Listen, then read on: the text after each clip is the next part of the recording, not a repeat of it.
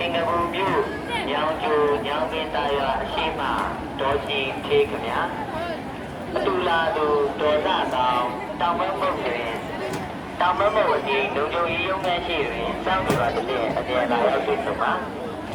အင်္ဂဘူညောင်ကျိုညောင်ပင်သားရွာမှညောင်ပင်သားရွာအရှိမတော်ကြီးထေးခင်ဗျာအတူလာသူဒေါ်သာတောင်တောင်မမုတ်အဒီလုံခြုံရေးရုံးခန်းရှိတွင်စောင့်နေပါတဲ့အပြင်လာရောက်တွေ့ဆုံပါလိုင်တရားမြို့နယ်မှာကိုပိုင်သူသူမင်းကြည့်တော်ခင်ဗျာအတူလာသူမတ်မိုးလွင်လုံခြုံရေးရုံးခန်းရှိတွင်စောင့်နေပါသဖြင့်အမြန်လာရောက်တွေ့ဆုံပါ